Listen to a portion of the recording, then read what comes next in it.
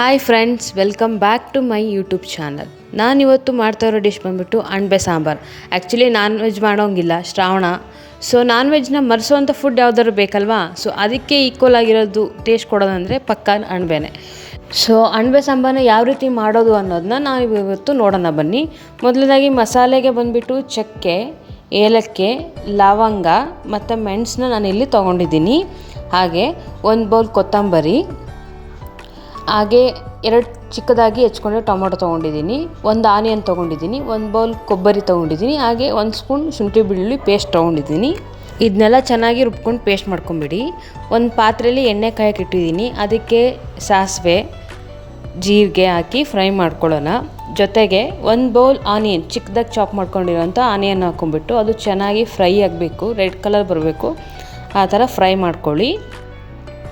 So ಇದು red colour ಬರ್ತಾ ಇದೆ. ಸೊ ಇದಕ್ಕೆ ನಾವೇನು ರುಬ್ಬಿಟ್ಕೊಂಡಿದ್ದೀವಲ್ಲ ಮಸಾಲೆನ, ಅದನ್ನ ಹಾಕ್ಕೊಂಬಿಡೋಣ.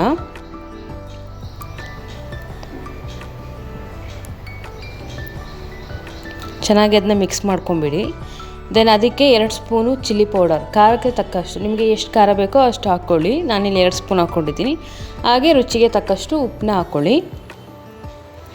ಇದನ್ನ ಚೆನ್ನಾಗಿ ಮಸಾಲೆ ಜೊತೆ ಮಿಕ್ಸ್ ಮಾಡ್ಕೊಳ್ಳಿ, ಇಲ್ಲಾಂದರೆ ಗಂಟು ಆಗೋ ಚಾನ್ಸ್ ಇರುತ್ತೆ. ಸೊ ಹಾಗಾಗಿ ಚೆನ್ನಾಗಿ ಎಲ್ಲ ಮಿಕ್ಸ್ ಮಾಡ್ಕೊಂಬಿಟ್ಟು ಹಾಗೆ ರುಬ್ಬಿರೋ ಮಸಾಲೆ ನೀರನ್ನು ಅದಕ್ಕೆ ಹಾಕ್ಕೊಳ್ಳಿ. ಆಮೇಲೆ ಬೇಕಾದಷ್ಟು ನೀರನ್ನ ಮತ್ತೆ ಹಾಕ್ಕೊಳ್ಳುವಂತ್ರಿ. ಸೊ ಇದನ್ನೆಲ್ಲ ಚೆನ್ನಾಗಿ ಮಿಕ್ಸ್ ಮಾಡಿಬಿಟ್ಟು ಇದಕ್ಕೆ ಇನ್ನೂ ಸ್ವಲ್ಪ ನಿಮಗೆ ಸಾಂಬಾರು ಎಷ್ಟು ತೆಳ್ಳಗೆ ಬೇಕೋ ಅಷ್ಟು ನೀರು ಹಾಕ್ಕೊಂಡು ಇದನ್ನು ಕುದಿಯೋಕ್ಕೆ ಬಿಟ್ಬಿಡಿ. ಸ್ವಲ್ಪ ಹೊತ್ತದು ಚೆನ್ನಾಗಿ ಮಸಾಲೆ ಎಲ್ಲ ಕುದೀಲಿ. ಸೊ ಮಸಾಲೆ ಎಲ್ಲ ಚೆನ್ನಾಗಿ ಕುದೀತಾ ಇದೆ ಸಾಂಬಾರು. ಸೊ ಇದಕ್ಕೆ ನಾವೀಗ ತೊಳೆದು ಇಟ್ಕೊಂಡಿರುವಂಥ ಅಣಬೆನ ಹಾಕ್ಕೊಳ್ಳಿ. ನೀಟಾಗಿ ಅಣಬೆನ ವಾಶ್ ಮಾಡಿಬಿಟ್ಟು ತೊಳ್ಕೊಂಡು ಇಟ್ಕೊಳ್ಳಿ. ಸೊ ಅದನ್ನ ಅಣಬೆನೆಲ್ಲ ಪೂರ್ತಿ ಸಾಂಬಾರೊಳಗೆ ಹಾಕ್ಕೊಂಬಿಟ್ಟು ಅದನ್ನ ಚೆನ್ನಾಗಿ ಮಿಕ್ಸ್ ಮಾಡ್ಕೊಳ್ಳಿ ಸಾಂಬಾರು ಜೊತೆಗೆ.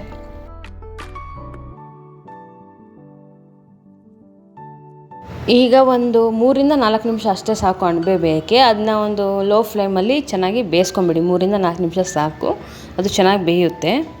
ಸೊ ಚೆನ್ನಾಗಿ ಸಾಂಬಾರೆಲ್ಲ ಕುದೀತಾ ಇದೆ, ಅಣಬೆ ಕೂಡ ಚೆನ್ನಾಗಿ ಬೆಂದಿದೆ.